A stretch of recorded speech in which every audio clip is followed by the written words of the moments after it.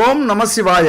எல்லோரும் இன்புற்றிருக்க நினைப்பதுவே அல்லாமல் வேறொன்றும் அறியேன் பராபரமே. கடகராசி நண்பர்களுக்கும் தோழிகளுக்கும் பிள்ளைகளுக்கும் பெரியோர்களுக்கும் வணக்கம். கடகராசி நண்பர்களுக்கு இப்ப 7.5 சனி ஆரம்பிக்குது. உடனே நீங்க சொல்லுவீங்க, 7.5 சனியா என்ன பயமுறுத்துறீங்களா? உங்களோட உருட்டல் மிரட்டலுக்கெல்லாம் நாங்க அஞ்சாதவங்க.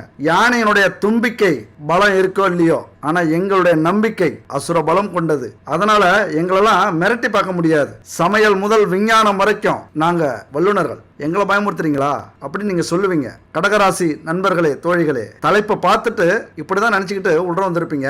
7.5 சனியா நமக்கு? அது என்னடா 7.5 சனி? 7.5 சனி இன்னும் 5-6 வருஷம் இருக்குன்னு நினைச்சோமே அப்படின்னு நினைச்சிருக்கலாம். ஆனா 7.5 சனியை விட மிக எச்சரிக்கையான சனி இப்ப கடகராசிக்கு நடந்துகிட்டு இருக்கிறது நான் சொல்லி உங்களுக்கு புரிய வேண்டியதில்லை. உங்கள் வாழ்க்கையே உங்களுக்கு காட்டும். ஏன்னா கண்ட சனியில தப்பி பிழைச்சி இப்ப அஷ்டம சனியில இருக்கீங்க. இந்த அஷ்டம சனியை எப்படியாவது கடந்துட்டீங்க அப்படின்னா நீங்க ரொம்ப பாக்கியம் செஞ்சவங்க. பாக்கிய சனி அடுத்தது உங்களுக்கு வர இருக்கிறது. பாக்கிய சனியில இப்ப படுற கஷ்டம்லாம் நீங்க பட வேண்டியதில்லை. உங்களுக்கு விடுதலை அப்படின்னு சொல்லலாம். 7.5 சனியில இருந்தவங்க கூட இவ்வளவு கஷ்டப்பட மாட்டாங்க. தனுசு, மகரம், கும்பம், மீனம் இவங்க கூட எவ்வளவு கஷ்டப்பட்டிருக்க மாட்டாங்க. கண்டகச்சனி, அஷ்டமச்சனி எவ்வளவுதாயா தாங்குவானாங்க?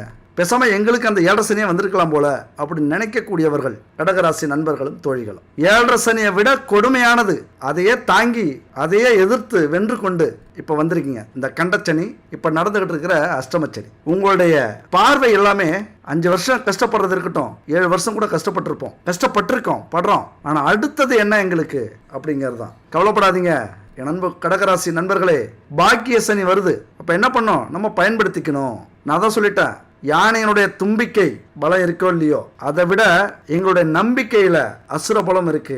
அந்த நம்பிக்கையை என்னைக்குமே கைவிட்டுறாதீங்க. என்னன்னா இந்த சனியை பொறுத்த வரைக்கும் கொஞ்சம் புரிஞ்சுக்கணும். சனியை புரிஞ்சுக்கிட்டா மட்டும்தான் இந்த அஷ்டம சனியை கடந்து நம்ம பாக்கிய சனியை நோக்கி அடி எடுத்து வைக்க முடியும். இது எப்படின்னா, இந்த கண்டக சனிங்கிறது நெருப்பு மாதிரி, அதையும் தாண்டி வந்துட்டீங்க. இந்த அஷ்டம சனிங்கிறது பூகம்பம் மாதிரி, அதையும் தாண்டி கடந்துகிட்டு இருக்கீங்க. அடுத்தது என்ன வருது? ஒரு பூங்காவனம் மாதிரி பாக்கிய சனி உங்களுக்கு வருகிறது. இருக்கணும்ல. என்ன மனுஷனா கஷ்டப்படுறதுக்கு நம்ம பிறந்திருக்கோம். எவ்வளவுதான் கஷ்டப்பட்டாலும் ஒரு நல்லதுன்னு ஒண்ணு இருக்கணும்ல. அப்பதானே அது கடவுள், அப்பதானே நம்ம மனுஷனுங்க. அதைத்தான் சொல்றேன். நெருப்பிலிருந்து தப்பிச்சு வந்திருக்கீங்க, பீனிக்ஸ் பறவை மாதிரி. இப்ப பூகம்பத்திலிருந்து நீங்க தப்பிச்சு வரணும். பூகம்பம் ஏற்பட்டு சோர்ந்து போய் மூழ்கி கிடக்குறீங்க. அதையெல்லாம் தாண்டி வரும்போது உங்களுக்காக அற்புதமான பூங்காவனம் காத்திருக்கிறது, சொர்க்கமே காத்திருக்கு அப்படின்னு ஒருபடி மேலேயே சொல்லலாம். அப்ப இதெல்லாம் என்னங்க நடக்குது அப்படின்னா, சனி பகவானுடைய திருவிளையாடல் தான். இதுல பெரிய சூட்சமம்லாம் இல்ல. ஒரு மேலோட்டமா புரிஞ்சுக்கிங்க. உங்களுக்கு தெளிவுபடுத்துறது மாதிரி நான் புரிய வைக்கிறேன். நம்முடைய பாவ புண்ணியங்களை இந்த பிரபஞ்சம் அப்படிங்கிற யமலோகத்துல எழுதிட்டு இருக்கிறது சித்திரகுப்தன். அவரு கூட கொஞ்சம் சோர்ந்து போவார், எவ்வளவு கணக்கு எழுதணுமே அப்படின்னு. ஆனா அந்த கணக்கை சரி பார்க்கிற சனி பகவான் இருக்கார்ல, கொஞ்சம் கூட சோர மாட்டார். பொறுமையா 2.5 வருஷம் பொறுமையா சோதிச்சுக்கிட்டே இருப்பார். நம்முடைய கணக்கை சரி பண்ணிக்கிட்டே இருப்பார், சரி பார்த்துக்கிட்டே இருப்பார். நீங்க எவ்வளவு வேணாலும் எழுதி வைக்கலாம் உங்களுடைய எக்ஸாம்ல. ஆனா இங்க திருத்துறவர் யாருன்னா சனி பகவான். அதற்கான மார்க்கை கொடுப்பவர். இங்க தப்பு எழுதுனா, எக்ஸாம் பொறுத்த வரைக்கும் தப்பா எழுதுனா அதுக்கு மார்க் இல்ல, தப்பு தான். சனி பகவானோட எக்ஸாம்ல நீங்க சரியா எழுதுனீங்கன்னா 2 மார்க்கு, தப்பா எழுதுனீங்கன்னா அந்த 2 மார்க்கு குறையும், -2 மார்க். இப்போ எப்படி இந்த நீட் தேர்வுலாம் எக்ஸாம் எழுதுறாங்கல்ல, சரியா எழுதுனா 2 மார்க்கு, தப்பா எழுதுனா 2 மார்க் மைனஸ் ஆகும். அந்த மாதிரி அவருடைய எக்ஸாம்ல, சனி பகவானின் எக்ஸாம் பேப்பர்ல சரியா எழுதுனீங்கன்னா நல்லது செய்வாரு, நல்ல மார்க் போடுவாரு. தப்பா எழுதுனீங்க அப்படின்னா போட்ட மார்க்கை எடுத்துருவார். இல்லைன்னா உங்க கணக்குல மைனஸ்ல மார்க் போட்டு வச்சிருவார். எப்படின்னா இப்போ பேங்க்ல அக்கௌண்ட்ல காசு இல்லைன்னா மைனஸ்ல போட்டு வச்சிருவாங்கல்ல, நம்ம பணம் போட்டோடனே அந்த மைனஸ் காசு எடுத்துருவாங்க. அதே மாதிரி தான் சிம்பிள். அப்ப ஒவ்வொரு ராசிக்கு வரும்போது அவர் கணக்கு பார்ப்பாரு, அதை சரி பண்ணுவாரு. அது எவ்வளவு பெரிய தப்பா இருந்தாலும் இறங்கி வேலை செய்வார், அதற்கான தண்டனையை கொடுப்பார். எவ்வளவு பெரிய நல்லவர்களாக இருந்தாலும் அதை விட 100 மடங்கு உங்களுக்கு அள்ளி கொடுப்பார். இந்த ராசா அனுபவி, ராசா அனுபவி. கண்ணா லட்டு திங்க ஆசையா, கண்ணா 2 லட்டு திங்க ஆசையா. நல்லது செஞ்சா இந்த மாதிரி செய்வார். இதே நம்ம எங்கேயாவது தப்பு பண்ணிட்டோம் அப்படின்னா இறங்கி படாத பாடு படுத்திடுவார். அப்ப அதனால அவருக்கு நம்ம நல்லவங்களா இருந்தா, நம்ம நல்லது செஞ்சா பயப்பட வேண்டிய அவசியம் இல்லை. ஏன்னா அவர் ஒரு நீதிமான், நீதிபதி, அவ்வளவுதான். நம்ம தப்பு செய்யறோமா இல்லையான்னு கண்காணிச்சுட்டுலாம் இருக்க மாட்டார், காவல்துறை மாதிரி. அவர் நீதிபதி. கடைசியா தண்டனை கொடுக்கறதா இல்ல பாவத்துக்கு விடுதலை கொடுக்கறதா, இதைத்தான் சனி பகவான் செய்வார். அப்ப அதனால அவரை பார்த்து பயப்பட வேண்டிய அவசியமே இல்லை. வாழ்க்கையில எந்த கஷ்டங்கள் வந்தாலும், துன்பங்கள் வந்தாலும், துயரங்கள் வந்தாலும் நேர்மையா இருக்கிறவங்க, அடுத்தவங்களுக்கு தீங்கு செய்யாதவங்க, சனி பகவானை பார்த்து பயப்பட வேண்டிய அவசியமே இல்லை. சனி பகவான் யாரு? சூரியனுடைய மகன். அவர் யாருக்கு காவலா இருக்காரு? யாருடைய கணக்கை சரி பார்ப்பார் தெரியுமா? தொழில், ஒவ்வொருத்தவங்களுடைய தொழில், வேலை, பாவ புண்ணியங்கள், பாவம் செய்றீங்களா புண்ணியம் செய்றீங்களா அதை சரி பார்ப்பாரு. ஆயுள், இதெல்லாம் கவனிச்சுக்கிறவர் இந்த சனி பகவான். இந்த கிரக பட்டியல்ல அசுப கிரகம், கெட்ட கிரகம் அப்படிங்கிற வரிசையில இவர் இருப்பார். இப்ப நமக்கு சனி பிடிச்சிட்டாரு அப்படின்னா, சனி ரொம்ப பாதிப்புல நம்ம இருக்கோம் அப்படின்னா ஆட்டோமேட்டிக்கா எல்லாரும் நம்ம சனியனேன்னு கூப்பிடுவாங்க. பல தவறுகளை செய்வோம். அப்ப நம்ம சனியனேன்னு திட்டு வாங்குவோம், சாத்தான்னு திட்டு வாங்குவோம். அப்ப திட்டு வாங்கும்போது நீங்க நினைச்சுக்கங்க, நம்ம நேர்மையா இருக்கோம்.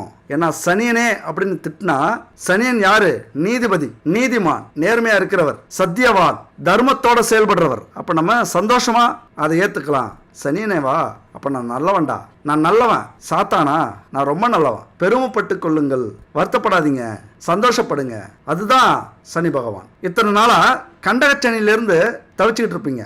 அடுத்தது இப்ப அஷ்டமச்சனி நடக்குது. பல விஷயங்களை நீங்க உணர்ந்திருப்பீங்க, பல பாடங்களை கற்றுக்கொண்டு இருப்பீர்கள். அப்ப 2025 பாக்கிய சனி வருகிறது. பல நல்ல விஷயங்கள் உங்க வாழ்க்கையில நடக்கும். அப்போ உங்களுக்கு பெரிய புதையல் கிடைக்க போகுது, பெரிய வேலை கிடைக்க போகுது, தொழில லாபம் கிடைக்க போகுது, உங்கள் வாழ்க்கையே மாறப்போகுது, உங்க குடும்பமே உயர்ந்த நிலைக்கு வரப்போகுது.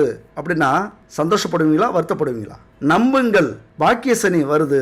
நீங்க கண்டக சனியில பெரும் கஷ்டத்தை அடைஞ்சிருப்பீங்க, இல்லைன்னு சொல்லல. அஷ்டம சனியில அதை தொடர்ந்து அனுபவிச்சுட்டு வரீங்க. இந்த 5 வருஷமும் 5 யுகங்கள் அப்படின்னு சொல்லுவாங்க. 5 பிறவி எடுத்து வாழறது மாதிரி, 5 ஜென்மம் எடுத்து வாழ்றது மாதிரியான எண்ணங்கள் உங்களுக்கு தோன்றி இருக்கும். அவ்வளவு கஷ்டப்பட்டிருப்பீங்க. படாத பாடுதான். அஷ்டமத்து சனினா சும்மாவா? கண்டக சனினா சும்மாவா? குடும்ப வாழ்க்கையில சண்டை வந்திருக்கும், கோபத்தை கட்டுப்படுத்த முடியாம தவிச்சிருப்பீங்க, பல பிரச்சனை வந்திருக்கும், வாக்கு கொடுத்து மாட்டி இருப்பீங்க, கடன் வாங்கி இருப்பீங்க, கிடைச்ச வேலையை கூட உதறி தள்ளி இருப்பீங்க. ஒருவேளை அப்படி வேலைக்கே போயிருந்தாலும் அது திருப்தி இல்லாத சம்பளம் வந்திருக்கும். வேறு வேலை மாறத்துக்கு முன்னாடியே இருக்கிற வேலையை விட்டுருப்பீங்க. வேலை செய்யற இடத்துல வீண் வாக்குவாதம், தொழில் செய்யற இடத்துல நஷ்டம், குடும்ப வாழ்க்கையில சண்டை, சச்சரவுகள், பிரிவுகள், அது மாதிரி சாப்பிட்ற சாப்பாடு கூட ஜீரணமா இருக்காது, காரணம் இல்லாம நோய் வந்திருக்கும், எடுக்கிற காரியத்துல தடை வந்திருக்கும், எல்லாமே தாமதமா நடந்திருக்கும், மனசுல கலக்கம், குழப்பம் ஏற்பட்டிருக்கும், பணத்தட்டுப்பாடு பிச்சை எடுக்காத குறையா இருந்திருக்கும். ஆனாலும் சமாளிச்சிருப்பீங்க சூழ்நிலையை. கடன் வாங்கியாவது கௌரவத்தை காப்பாத்தி இருப்பீங்க. ஆனா அந்த கடன்ல இப்ப அஷ்டம சனியில தவிச்சுக்கிட்டு இருக்கீங்க. பயன்படுத்துற பொருள், வாகனங்கள் பழுதடைஞ்சிருக்கும், காரணமே தெரிஞ்சிருக்காது. குடும்பத்துல பிரச்சனை, அதனால பிரிவு, வழக்குல சிக்கியிருப்பீங்க, பிரிவுகள் ஏற்பட்டிருக்கும். அடுத்தவங்க உங்க மீது பழி சொல்லியிருப்பாங்க, துரோகம் பண்ணி இருப்பாங்க, எதுக்கு எடுத்தாலும் தோல்வி அடைஞ்சிருப்பீங்க, கோவப்பட்டிருப்பீங்க, கோபத்தால தாங்க முடியாத கஷ்டத்தால மது போதைக்கு அடிமையா இருப்பீங்க. மீள முடியாத சூழ்நிலை, அதிலிருந்து மீள முடியாம அவமானம், அசிங்கம், இதை எல்லாமே நடந்திருக்கணும். எப்படிடா இதுல இருந்து மீளலாம், எப்படி நம்ம மீள போறோம் அப்படின்னு தவிப்புல இருந்திருப்பீங்க. போன கண்டசனி இல்லைன்னா நடந்துகிட்டு இருக்கிற அஷ்டம சனி எல்லாருக்குமே அப்படி இருந்திருக்குமா அப்படின்னா அப்படி இல்லை. பிறப்பு ஜாதகத்துல கொஞ்சம் மாறி இருக்கலாம். ஆனா பொதுவாகவே ஒரு 90% கடகராசி நண்பர்களுக்கு நான் சொல்றபடி இருக்கிறதுக்கு அதிக வாய்ப்புகள் இருக்கு. அவ்வளவுதான். அப்ப சனி பகவான் யாரு? ஆயுள்காரகன். பெரிய கண்டங்களை கொடுத்திருப்பார். தப்பிச்சு வந்திருப்பீங்க. நான் சொல்றது மாதிரி நெருப்புல இருந்து, பூகம்பத்திலிருந்து தப்பிச்சு வந்த கதை தான் உங்க கதை. அப்ப நீங்க என்ன நம்பி இருக்கணும்? விதி நடக்குது, இறைவன் எழுதி வைத்த விதி. சனி பகவான் அந்த விதியை செயல்படுத்தி கொண்டிருக்கிறார். முடிஞ்ச வரைக்கும் உங்க மதியால சரி பண்ண முயற்சி பண்ணிருக்கீங்களா? நம்முடைய சிந்தனையால, மூளையால சரி பண்ண முயற்சி செஞ்சிருப்பீங்க. ஆனாலும் முடியல அப்படிங்கும்போது எங்க போயிருக்கணும்? கதி, இறைவனுடைய காலடிகள் நீங்க விழுந்திருக்கணும். இறைவனே கதியா நீங்க முடிவு பண்ணியிருக்கணும். அதுதான் விதி செயல்படுது. அதை மதியால முயற்சி பண்றீங்க, மாத்தத்துக்கு முடியல, அப்புறம் இறைவன் தான் கதி. பரிகாரங்கள் மிக முக்கியம். அது மாதிரி ஆன்மீக தளம் ரொம்ப முக்கியம். தெய்வத்தினுடைய அருள் ரொம்ப ரொம்ப முக்கியம். இந்த காலகட்டத்தில் கடவுளை நினைக்காதவங்க யாருமே இருக்க முடியாது கடகராசியில. ஏன்னா கொஞ்சம் நஞ்சமா 7.5 சனியை விட கொடுமையானது கண்டகச்சனி, அஷ்டம சனிலாம். அது மட்டும் இல்ல, உங்களுடைய அதிபதி சந்திரன் முடிஞ்ச வரைக்கும் தாய்க்கு எந்த ஒரு பிரச்சனையும் இல்லாம பார்த்திருப்பாரு. மற்றபடி எல்லாருக்குமே பிரச்சனை இருந்திருக்கும். உங்கள் வீட்டு அதிபதி சந்திரன். அப்ப நீங்க கடவுளை நம்பி இருக்கணும், சனி பகவானை நம்பி இருக்கணும். நல்லா புரிஞ்சுக்கணும். நீங்க எவ்வளவு கஷ்டம் வந்தாலும் கர்மாவை நம்ம அனுபவிச்சு தான் தீர்க்கணும். அந்த கர்மாவை அனுபவிக்கணும், அந்த நல்லது கெட்டதும் நம்ம அனுபவிக்கணும். அப்படின்னா பரிகாரங்கள் மிக முக்கியம். ஆன்மீகத்தில் ஈடுபட்டே ஆகணும். தயவு செஞ்சு அதை எந்த ஒரு குறையாவும் நீங்க பார்க்காதீங்க. 100% நம்புங்க. இந்த காலகட்டத்தில் கடவுளாவது இன்னொன்னாவது, கடவுள் இருந்தா ஏன் இப்படி எங்களுக்கு இவ்வளவு கஷ்டத்தை கொடுக்கிறார் அப்படின்னு நீங்க நினைச்சிருப்பீங்க. ஏன்னா படுற அவமானம் அப்படி. தற்கொலை பண்ணிக்கலாமாங்கிற எண்ணங்கள் கூட நிறைய வந்துகிட்டே இருந்திருக்கும். அப்ப நம்பிக்கையோட இறைவனே கதி அப்படின்னு தான் நீங்க கடந்தாகணும். அப்ப பரிகாரம் அப்படிங்கிறது மிக முக்கியமானது. அது மாதிரி தானங்கள் ரொம்ப ரொம்ப முக்கியம் தானம் செய்யறது. அப்ப தானமும் பரிகாரமும் கர்மாவை நீக்கிடுமா, நமக்கு வர கஷ்டத்தை போக்கிடுமா அப்படின்னா அப்படி அர்த்தம் இல்லை. பரிகாரங்களால் மட்டும் தான தர்மங்களால் மட்டும் நம்முடைய பிரச்சனையை தீர்க்க முடியாது, ஆனா குறைச்சிக்க முடியும். இறைவன் எப்படி நமக்கான பாவ புண்ணியங்களை கணக்கு பார்க்க சொல்லியிருக்கானோ அந்த மாதிரி சனி பகவான்கிட்ட சொல்றார், சனி பகவானே அவங்க செஞ்ச பாவ புண்ணியங்களுக்கு ஏற்ற மாதிரி நல்லதையும் கெட்டதையும் கொடு, ஆனா உன்னை வணங்கினாலும் என்ன வணங்கினாலும் கொஞ்சம் அவங்களுக்கு சலுகை காட்டு. முற்றிலும் நீக்கல அப்படின்னாலும், சுத்தமா அந்த பிரச்சனையை தீர்க்கல அப்படின்னாலும் பிரச்சனையை சின்னதாக்கி கொடு. அந்த கஷ்டத்தை பரிகாரத்தின் மூலியமாக கஷ்டப்பட்டாங்கன்னா, அதாவது இப்போ ஒரு நோய் வருது எவ்வளவு கஷ்டப்படுவாங்க, ஒரு வம்பு வழக்குல சிக்கும் போது எவ்வளவு வருத்தப்படுவாங்க, எவ்வளவு மன உளைச்சல் அடைவாங்க, ஒரு கடன் வரும்போது எவ்வளவு அவமானப்படுவாங்க, அசிங்கப்படுவாங்க, ஒரு தோல்வி எவ்வளவு கஷ்டப்படுவாங்க. அப்ப அதே அளவு பரிகாரத்தில் நம்மளை தேடி ரொம்ப தூரம் பயணிச்சு வராங்க, ரொம்ப கஷ்டப்பட்டு உயிரை கொடுத்து போராடி வராங்க, அல்லது ரொம்ப கஷ்டப்படுறாங்க அவங்க வாழ்க்கையில முன்னேறணும் அப்படின்னா, ராத்திரியும் பகலும் கஷ்டப்படுறாங்க உழைப்பின் மூலியமா அப்படின்னா, அதே கஷ்டத்தையும் துன்பத்தையும் கொஞ்சம் குறைச்சி கொடு, அவங்க தான் ஏற்கனவே பட்டுடுறாங்கல்ல அப்படின்னு சொல்லி சிவபெருமான் நம்முடைய இறைவன் அப்படி சொல்லி சனி பகவான்கிட்ட சலுகை வாங்கியிருக்கார். அதனால விதியை எழுதிய இறைவன் அதை மதியால் வெல்லக்கூடிய தகுதியையும் நமக்கு கொடுத்திருக்கிறார். மதியால் வெல்ல முடியல அப்படின்னா இறைவனே கதின்னு போனா இன்னும் சலுகை அதிகம். இது எப்படி குறையுது அப்படின்னா, ஒரு கார் வாங்க போறோம் அல்லது ஒரு பொருள் வாங்க போறோம், காசு எடுத்துட்டு போறோம், அதாவது பைசா எடுத்துட்டு போறோம் அப்படின்னா மூட்டை கணக்கில் நம்ம எடுத்துட்டு போகணும். இதே பரிகாரத்தின் மூலியமாக அந்த மூட்டையை பண பெட்டியா மாத்திரலாம். பணமா எடுத்துட்டு போகும்போது நமக்கு வெயிட் குறைஞ்சிரும், கஷ்டம் குறைஞ்சிரும். அதே இன்னும் கொஞ்சம் கஷ்டப்படுறோம் அப்படின்னா பரிகாரத்தின் மூலியமாக இன்னும் கொஞ்சம் மொபைல் மூலியமா நம்ம பணம் எடுத்துட்டு போற கணக்கு. அப்ப நம்முடைய வாழ்க்கையில பிரச்சனைகள் இன்னும் கொஞ்சம் குறையும். அந்த நம்பிக்கை கண்டிப்பா வேணும். அப்ப கர்ம வினை தீர்றதுக்கு பரிகாரங்கள் அல்லது தான தர்மங்கள் மிக மிக முக்கியம். அப்ப சனி பகவானை இந்த 5 வருஷம் நீங்க கும்பிட்டுருக்கணும், சிவன் கோவிலுக்கா போயிருக்கணும், சிவபக்தரா மாறி இருக்கணும் நீங்க. இது வரைக்கும் இல்லையா, இதுக்கு மேல சனிக்கிழமை ஆனா வீட்டுல தீபம் ஏத்துங்க, எள்ளெண்ணெய் தீபம் ஏத்துங்க. இந்த மந்திரத்தை மனப்பாடம் பண்ணி வச்சுக்கங்க. இன்னும் 1 வருஷத்துக்கு அடுத்தது பாக்கிய சனி. அந்த பாக்கிய சனிலேயே நமக்கு யோகம் கிடைக்கணும், பாக்கியம் கிடைக்கணும் அப்படின்னா இந்த மந்திரத்தை எப்பொழுதுமே நீங்க பூஜை அறையில சொல்லுங்க. ஒரு எள்ளெண்ணெய் தீபம் ஏற்றும் போது 18 முறை சொல்லலாம், 19,000 முறை சொல்லலாம், 1,08,000 முறை சொல்லலாம். அந்த அளவுக்கு இந்த மந்திரத்துக்கான வலிமை அதிகரிக்கும். ஒரு அற்புதமான மந்திரம் இது.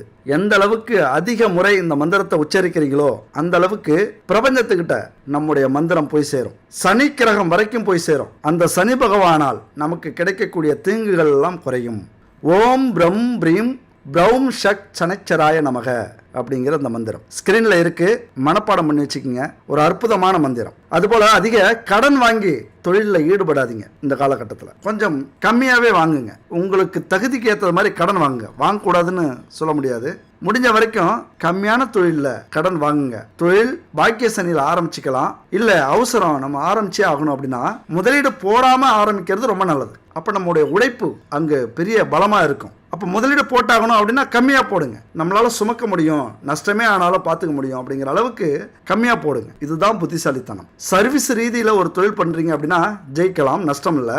ஒருவேளை லாபம் அப்படின்னா நமக்கு ரொம்ப பெரிய முதலீடு இல்லாத லாபம், ஒரு சின்ன முதலீடு இல்லைன்னா போடுங்க. பெரிய முதலீடு இந்த காலகட்டத்தில் போடாதீங்க. பாக்கிய சனியில் நம்ம போட்டுக்கலாம். அதுபோல் எந்த ஒரு விஷயத்திலையும் அகலக்கால் வைக்காதீங்க. இரவு நேர பயணங்களை தவிர்த்து விடுங்கள். வண்டி வாகனம் இதெல்லாம் வாங்குறதுக்கு முன்னாடி நல்லா சரி பண்ணிங்க, சரி பார்த்துக்குங்க. குடும்பத்தில் வாக்குவாதங்கள் அதிகரிக்கும், தவிர்த்துக்கலாம். அந்த பாக்கிய சனியை நோக்கி நம்ம எப்படியாவது பயணிக்கணும். அப்ப பயணிக்கணும் அப்படின்னா இந்த காலகட்டத்தை நம்ம முறைப்படுத்தணும்ல.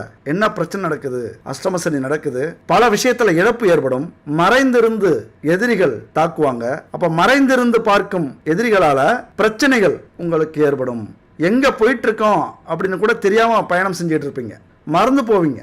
ஒரு இடத்துக்கு போகும்போது எங்க தான் போறோம் அப்படின்னு கூட மறந்து போற சூழ்நிலை. ஒரு வேலை செஞ்சுட்டு இருக்கோம்னா எதுக்கு செஞ்சுட்டு இருக்கோன்னே தெரியாம மறந்து போவீங்க. அப்ப சிக்கல்ல மாட்டிப்பீங்க, சச்சரவுல மாட்டிப்பீங்க.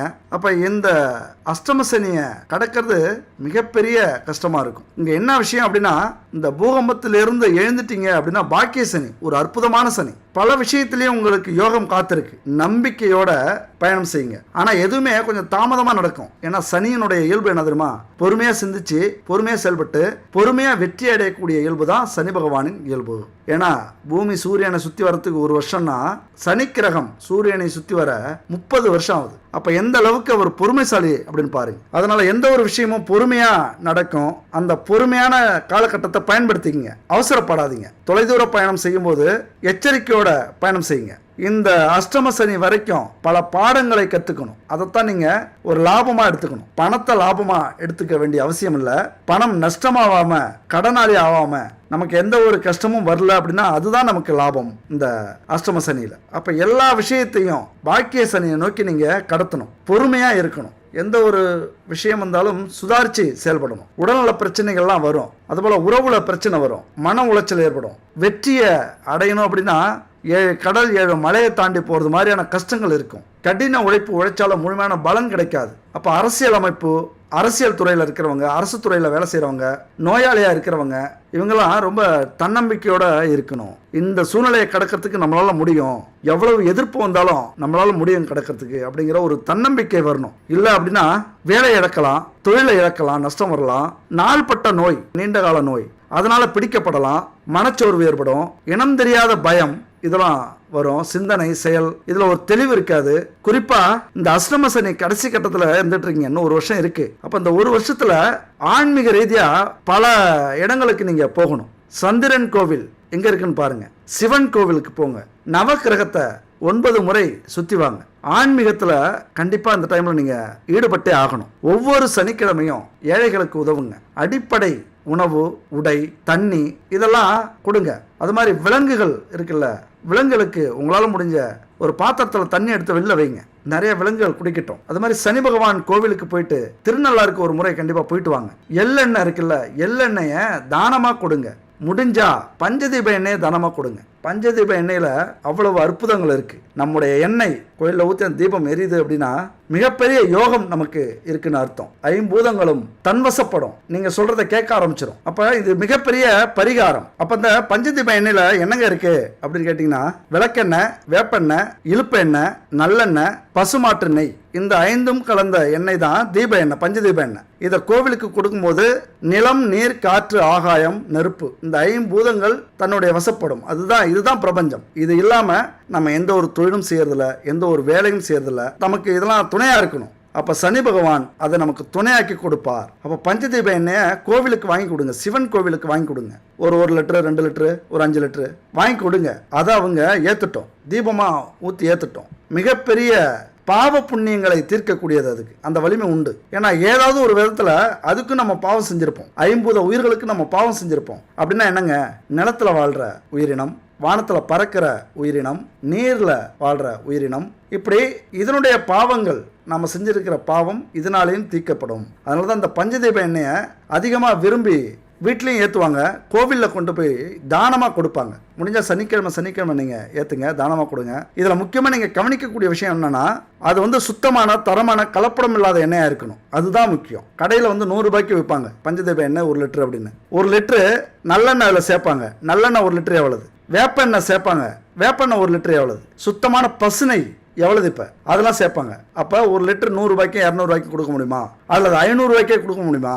யோசிச்சு பாருங்க. அப்போ அந்த மாதிரி தரமல்லாத எண்ணெய்களா வாங்கி நம்ம பயன்படுத்தும் போது பாவங்களை தீர்க்கப்போன நமக்கு பாவங்கள் பிடிச்சிக்கும். இதை பற்றி ஒரு வீடியோவை நம்ம போட்டிருக்கோம். நெய் விளக்கு ஏற்றாதீங்க, நெய் விளக்க பொய் விளக்கா ஏற்றாதீங்க அப்படின்ட்டு அந்த வீடியோ போய் பாருங்க, நல்லா புரிஞ்சுப்பீங்க எந்த அளவுக்கு நெய் விளக்கு அப்படிங்கிறது மிக முக்கியமானது கோவிலுக்கு அப்படின்ட்டு. தீபத்தில் முக்கியமானது எது, நம்ம எந்த மாதிரியான விளக்கை பயன்படுத்திட்டு இருக்கோம், எவ்வளவு பாவங்களை சேர்த்துட்டு இருக்கோம் அப்படின்னு ஒரு வீடியோ போட்டிருக்கோம், போய் பாருங்க. சுத்தமான நெய், சுத்தமான தீப எண்ணெய், பஞ்சதீப எண்ணெய் கிடைக்கணும் வேணும் அப்படின்னா இந்த ஸ்கிரீன்ல இருக்கிற நம்பருக்கு கனெக்ட் பண்ணுங்க. 9043688626. குட் பேபி இவங்க செக்லாட்டின எண்ணெய்களை பயன்படுத்தி, சுத்தமான பசுமாட்டு நெய்யை பயன்படுத்தி இந்த பஞ்சதீப எண்ணெய் உருவாக்கியிருக்காங்க. அது மாதிரி தீப எண்ணெயும் அவங்கள்ட்ட இருக்கு. அது மாதிரி பசுமாட்டு நெய், சுத்தமான நெய் அவங்கள்ட்ட இருக்கு. அப்புறம் பஞ்சகாவியத்தில் செய்யப்பட்ட பூஜை பொருட்கள், பஞ்சகாவிய அகர்பத்தி, பஞ்சகாவிய சாம்பிராணி, பஞ்சகாவிய விளக்கு, சிவனுக்கு ரொம்ப பிடிச்ச பூஜை பொருட்கள், நவக்கிரக பொருட்கள், இதெல்லாம் இவங்கள்ட்ட இருக்கு. வாங்கி பயன்படுத்துங்க. தரமான சுத்தமான கலப்படம் இல்லாத பொருளாக இவங்க பயன்படுத்திட்டு இருக்காங்க. சரி, அடுத்தது நம்ம நிதியை பொறுத்த வரைக்கும் கடகராசிக்கு எப்படி இருக்கும் அப்படின்னா, பாக்கிய சனி வரும்போது அற்புதமா இருக்கும். எதுக்கு நீங்க பயப்பட வேண்டியதில்லை. எல்லா பிரச்சனைக்கும் ஒரு முடிவு வந்துடும். இந்த கடவுளை நம்பி சில பரிகாரங்களை செய்யும் போது, இந்த சனிக்கிழமை விரதம் இருந்துட்டே வாங்க, அல்லது சனிக்கிழமை தீபம் ஏத்திட்டு வாங்க, கோவிலுக்கு தானம் கொடுங்க, அல்லது கோவில் குளத்தெல்லாம் சுத்தி வாங்க. ஆன்மீகத்தையும் உழைப்பையும் சிந்தனையையும் ஒரே மாதிரி செயல்படுத்திட்டு வந்தீங்க அப்படின்னா இந்த கண்டகச்சனி போயிடுச்சு, அஷ்டம சனியை ஈஸியாக கடந்துடுவீங்க. பாக்கிய சனியில் பெரிய பாதிப்பு இல்லாமல் போய் இறங்கலாம். இந்த பூங்காவனத்தில், பாக்கிய சனிங்கிற ஒரு பூங்காவனத்தில் பெரிய பாதிப்பு இல்லாமல் போய் இறங்கிடலாம். இந்த எல்லா பிரச்சனையும் சமாளித்து இறங்கிட்டீங்க அப்படின்னா மிகப்பெரிய உங்களுக்கு வாய்ப்பு அங்கே காத்திருக்கு. எல்லாமே அங்கே காத்திருக்கு அப்படின்னு அர்த்தம். இந்த பூங்காவில் ஒரு சொர்க்கமே இருக்கு. உங்களுக்கு எது தேவையோ அது எல்லாமே அங்கே இருக்கு. அதனால எது நடந்தாலும் அதை பெருசா நினச்சிக்காம அல்லது பெருசா மாத்திக்காம, ஏன்னா குடும்பத்தில் பிரச்சனை நடக்கும், அதை பெருசாக்காதீங்க. கொஞ்சம் விட்டு கொடுத்து போங்க. தொழிலில் பிரச்சனை நடக்கும், ஈகோவெல்லாம் பார்க்காதீங்க. கஸ்டமரை நல்லா கவனிங்க, புது சலுகை கொடுங்க. லாபம் அதிகமாக இல்லாமல் கம்மியாக திருப்தி அடைகிற அளவுக்கு கஸ்டமரை கவனிச்சுக்குங்க. வேலையில் அது மாதிரி உயர் அதிகாரிகளை சந்தோஷப்படுத்துங்க. காக்கா பிடிச்சி சந்தோஷப்படுத்தக்கூடாது. சனி பகவான் பார்த்துட்டு இருக்காரு. உண்மையாக உழைச்சி நம்ம சந்தோஷப்படுத்தணும். அப்படி சந்தோஷப்படுத்துங்க. மன திருப்தி அடைய வைங்க. அதாவது இழப்புகள் இருக்கும். நல்லா என்ன புரிஞ்சுக்கணும் அப்படின்னா, இந்த கண்டகச்சனியை தாண்டி அஷ்டம சனியில் நிற்கிறீங்க, பாக்கிய சனிக்கு வரணும் அப்படின்னா இழப்புகள் அதிகமாகவே இருக்கும். அந்த இழப்புகளை சமாளிக்கிற அளவுக்கு கடகராசிக்கு வலிமை உண்டு. ஏன்னா இறைவன் வலிமை இல்லாமல் எந்த ஒரு துன்பத்தையும் கொடுக்க மாட்டான். யாருக்கு என்ன வலிமை இருக்கோ அதுக்கேற்ற துன்பத்தை தான், கஷ்டத்தை தான் கொடுப்பான். நல்லா புரிஞ்சுக்கங்க. உங்களுக்கு அந்த தாங்கக்கூடிய சக்தி இருக்கு. சில நேரத்தில் சோர்ந்து போவீங்க, ஆனாலும் மீண்டு எழுந்து வருவீங்க. அந்த சக்தி இருக்கிறதுனால தான் உங்களை சோதிக்கிறார். சரியா? இப்போ நம்ம எக்ஸாமில் படிச்சுக்கிட்டு இருக்கோம், ஸ்கூலில் இடையில டெஸ்ட் வைப்பாங்க, சோதிப்பாங்க. அப்போ அதுக்கு என்ன நம்ம வருத்தப்பட முடியுமா? இந்த மாதிரி கஷ்டப்படுத்துறாங்களே, படிக்க வைக்கிறாங்களே அப்படின்னு. நம்முடைய வாழ்க்கைக்காக தானே, நம்முடைய ஃபியூச்சருக்கு அது நல்லா இருக்கணும், வேலைக்கு தொழிலுக்கு பயன்படணும் அப்படிங்கிறதுக்கு தான் பல கட்ட சோதனைகள் நடக்கும் ஸ்கூலில். அந்த மாதிரி தான் நீங்கள் நினச்சிக்கணும். அப்போ போராட்டம் இல்லாத வாழ்க்கை என்ன வாழ்க்கை? போராடி கிடைக்கிற வெற்றியில் அவ்வளவு சந்தோஷம் இருக்கு. அப்போ ஒவ்வொரு விஷயத்தையும் புத்திசாலித்தனமா நீங்கள் கடந்தீங்க. சனி பகவானை மகிழ்ச்சியா வச்சுக்கிட்டீங்க. குடி பழக்கத்திலிருந்து, மது பழக்கத்திலிருந்து, இந்த போதை வஸ்துக்களிலிருந்து கொஞ்சம் விலகி இருந்தீங்க அப்படின்னா, எந்த ஒரு விஷயத்திலையும் எச்சரிக்கையா இருந்தீங்க, வாகனம் ஓட்டும் போது, அல்லது ஈகோவை விட்டு இருந்தீங்க, எந்த ஒரு விஷயத்திலையும் விட்டு கொடுத்து போறீங்க அப்படின்னா இந்த வெற்றி உங்களுக்கு உறுதி. உங்களுடைய அந்த வாகனம், அந்த ரதம் பூங்காவனத்தில் போய் உட்காரும். பாக்கிய சனியில் போய் அழகா போய் உட்காரும், கஷ்டமே இல்லாமல். நீங்க வேணா நினைக்கலாம், எவனோ நல்லா இருக்கான், மக்களுக்கு துரோகம் செய்கிறவன், நமக்கே துரோகம் செய்கிறவன், ஊர் அடித்து ஒலையில போடுறவன்லாம் நல்லா இருக்கான், அடுத்தவங்களை ஏமாத்துறவன், துரோகம் செய்கிறவன், பொய் சொல்கிறவன், திருடுறவன், அல்லது பல கஷ்டங்களை கொடுக்குறவன்லாம் நல்லா இருக்கான், ஆனால் நம்ம மட்டும் இவ்வளோ கஷ்டப்படுறோமே. நீங்கள் யோசிக்கலாம். யாருக்கிட்ட தப்பிச்சாலும் சரி, சனி பகவான்கிட்ட தப்பிக்கவே முடியாது. கண்டிப்பாக அவங்களுக்குன்னு ஒரு வினை இருக்கும். ஒருத்தவங்க துரோகம் பண்ணி அல்லது ஊரை கஷ்டப்படுத்தி முன்னேறாங்க அப்படின்னா அவங்க வாழ்க்கையை நீங்கள் கூர்ந்து கவனிங்க. மிகப்பெரிய கஷ்டங்கள்லாம் அவங்களுக்கு வரும். நோய் வரும், அவர்கள் சந்ததி வளர்றதுக்கு ரொம்ப கஷ்டப்படுவாங்க, குழந்தையே பிறக்காது, அடிக்கடி விபத்து நடக்கும், மன உளைச்சலாகவே இருப்பாங்க, கோர்ட்டு கேஸ்ன்னு அலைவாங்க அடுத்தடுத்த வாழ்க்கையில். இதெல்லாம் அவங்க கண் முன்னாடி நீங்கள் பார்க்கலாம். அதனால யாருக்கிட்ட வேணாலும் தப்பிக்கலாம், சனி பகவான்கிட்ட இருந்து தப்பிக்கவே முடியாது. அப்போ இந்த 7.5 சனி, அஷ்டம சனி, கண்டச்சனி, இந்த சனியெல்லாம் தாண்டினவங்க கண்டிப்பா ஜோதிடம், கர்மா இதெல்லாம் பொய் அப்படின்னு சொல்லவே மாட்டாங்க. அப்ப இறைவன் ஒருத்தவன் இருக்கான், ஜோதிடம்னு ஒண்ணு உண்டு, கர்மான்னு இருக்கு, அப்ப சனி பகவான் கண்டிப்பா இருக்காரு, இதெல்லாம் நம்பிடுவாங்க. அது இந்த பரிகாரங்கள் செஞ்சு தப்பிக்கிறாங்கள, அவங்க இன்னும் வாழ்க்கையில மறக்கவே மாட்டாங்க. நிறைய பேரை பார்க்கலாம். அந்த கிரிவலத்துக்கு, திருவண்ணாமலை கிரிவலம் லட்சக்கணக்கான பேர் சுத்தி வராங்க. அவங்களுக்கெல்லாம் அவ்வளவு நம்பிக்கை இருந்திருக்கும். பல விஷயங்கள் அவங்க சாதிச்சு காட்டிருப்பாங்க, பல விஷயங்கள் அவங்களுக்கு அதிசயமா நடந்திருக்கும் வாழ்க்கையில. அதனாலதான் அந்த நம்பிக்கையில லட்சக்கணக்கான பேர் இந்த பௌர்ணமி மற்ற நாள்ல அமாவாசையில அவ்வளவு பேர் அந்த கிரிவலத்தை சுத்தி வராங்க. 14 கிலோமீட்டர், அவ்வளோ கஷ்டம், அதிகம் சுத்தி வராங்க. அப்ப நம்பிக்கை இல்லாம சுத்தி வருவாங்களா? அதுதான் இந்த காலகட்டத்தில் கடவுள் இல்லை அப்படின்னு உங்க மனசு சொல்லும். கடவுள் இருந்தால் அவ்வளவு கஷ்டத்தை கொடுக்க மாட்டாருன்னு மனசு சொல்லும். ஆனா புத்திசாலித்தனமா யோசிக்கணும். கடவுள் இருக்கார், நம்பணும். ஏதாவது செஞ்சுட்டு அதை திருத்திக்கிறதுக்கு மனசு வராம, சந்தர்ப்பம் கிடைச்சா அதை திருத்திக்காம, சுயநலமா நடந்துக்கிட்டு தான தர்மம் செய்யாம, சனி கொடுக்கிற தண்டனையும் அனுபவிச்சுட்டு அப்புறம் சனியவே குத்த சொன்னோம்னா இன்னும் சனியை நம்ம கோபப்படுத்துறது மாதிரி. அப்ப இன்னும் அதிகமா நம்ம வாங்கி கட்டிக்கணும் சனி பகவான்கிட்ட இருந்து. அப்ப நடக்கிறதுக்கு எல்லாமே காரணம் சனி பகவான் தான். அப்போ அவருக்கான பரிகாரத்தை நம்ம செய்வோம். அப்போ சனிக்கிழமையில உடல் ஊனமுற்றவர்களுக்கு தானம் செய்யறது, விநாயகரை கும்பிடுறது, அனுமனை கும்பிடுறது, அது மாதிரி வீடு இல்லாதவங்களுக்கு, பார்வை இழந்தவர்களுக்கு உதவி செய்யறது, ஏழைகளுக்கு உதவி செய்யறது. சனிக்கிழமையில அசைவ உணவெல்லாம் தவிர்த்துருங்க. அப்புறம் நாய்கள், காக்கை இது போன்ற ஜீவன்களுக்கு சனிக்கிழமை உணவு கொடுங்க. பச்சரிசி மாவால் குறிப்பாக கோலம் போடுங்க. பச்சரிசி மாவால் கோலம் போட்டிங்க அப்படின்னா சனி பகவானுக்கு ரொம்ப பிடிக்கும். 1000 பேருக்கு தானம் செய்யறதும், உணவு தானம் செய்யறதும், ஒரு டைம் பச்சரிசி மாவால் கோலம் போடுறதும் ஒன்று வாசல்ல. அத்தனை எறும்புகள், பூச்சிகள் அதை சாப்பிடும், எடுத்துகிட்டு போய் வச்சுக்கும்.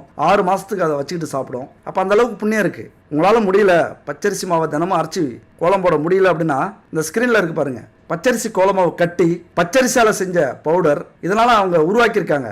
நீங்கள் பாக்ஸில் வச்சுக்கிட்டு எப்பொழுதுமே தண்ணியில் கரைச்சி அப்படியே கோலம் போட்டுகிட்டே இருக்கலாம். ஒரு அற்புதமான ஒரு ப்ராடக்ட் இது. வாங்கி பயன்படுத்துங்க, புண்ணியத்தை சேர்த்துக்குங்க. அப்புறம் புதன்கிழமை அப்படின்னு இல்லாமல் எல்லா நாளுமே புதன் பகவானை வணங்குங்க. சனி பகவானுடைய ஸ்தோத்திரம்னு ஒன்று இருக்கு, ஒரு மந்திரம். சனிக்கிழமை முடிஞ்சா விரதம் இருங்க. ரொம்ப கஷ்டமா இருக்கு, அதாவது கஷ்டம் கம்மியா இருக்கு, பரவாயில்ல அப்படின்னா சனிக்கிழமை சனி பகவானை கும்பிடுங்க, தீபம் ஏத்துங்க. ஆனா ரொம்ப கஷ்டமா இருக்கு, வாழ்க்கையே பிரச்சனை ஆயிடுச்சு, பிரிவுகள் வந்துருச்சு, கடன் ஓவர் ஆயிடுச்சு, அதுல இருந்து எங்களால் மீள முடியல அப்படின்னு யோசிச்சிங்க அப்படின்னா கண்டிப்பாக சனிக்கிழமை விரதம் இருங்க. விரதம் இருந்து காலையில் நான் சொன்ன மாதிரி பச்சரிசி மாவால் கோலம் போட்டுட்டு வீட்டில் தீபதூபம் ஏற்றிட்டு மங்களகரமாக வீடு இருக்கணும். எங்கேயுமே புகை, அந்த வாசனை இருக்கணும். வீட்டில் இருக்கிற எதிர்மறை சக்தியெல்லாம் விலகும், போட்டி பொறாமைகள்லாம் கண்டிஸ்டெல்லாம் விலகிடும். அப்படி வச்சுக்கிட்டு இந்த மந்திரத்தை சொல்லுங்க. சனி பகவானுக்குரிய மந்திரம்: நீலாஞ்சன சமபாசம் ரவிபுத்திரம் யமாக்கிரஜம் சாயா மார்த்தாண்ட சம்பூதம் தம் நமாமி சனைச்சரம் அப்படிங்கிற இந்த சனி சாலிசாவை பாராயணம் செய்யுங்க. சனிக்கிழமை விரதம் இருந்து 21 முறை இந்த ஸ்தோத்திரத்தை பாராயணம் செஞ்சீங்க அப்படின்னா அத்தனை அற்புதங்கள் உங்க குடும்பத்தில் நடக்கும். அது மட்டும் இல்ல, மகாலட்சுமி நம்ம வீட்டில் குடியேறுவாங்க, எப்பொழுதுமே நிலைச்சு நிற்பாங்க, தீய சக்திகளை விரட்டுவாங்க, செல்வங்களை கொண்டு வந்து கொடுப்பாங்க, சேர்ப்பாங்க. முக்கியமா பஞ்சதீப எண்ணெய் வீட்டில் ஏத்துங்க. முடியலையா சுத்தமான நெய் ஏத்துங்க. முடியலையா எள்ளெண்ணெய் தீபம் ஏத்துங்க. தீபம் மிக மிக முக்கியமானது. சனி பகவானுக்கும் லட்சுமி தேவிக்கும் ரொம்ப பிடிச்ச விஷயங்கள். அகல் திரு எண்ணெய் சுடர், இது எப்படி நாளும் இருக்கோ அந்த மாதிரி தான் அறம் பொருள் இன்பம் வீடு, இந்த நாளுமே. அப்போ விளக்குக்கும் நம்முடைய வாழ்க்கைக்கும் மிகப்பெரிய தொடர்பு உண்டு.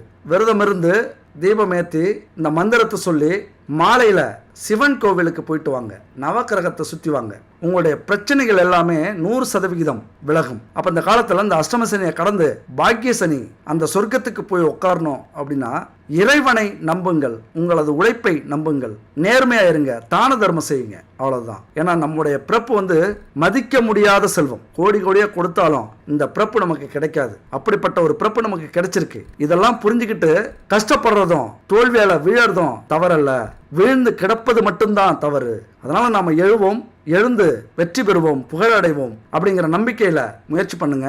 அற்புதமா அந்த பாக்கிய சனியை நீங்க அனுபவிக்கலாம். அடுத்த ஒரு அற்புதமான வீடியோல சந்திப்போம். நன்றி, வணக்கம்.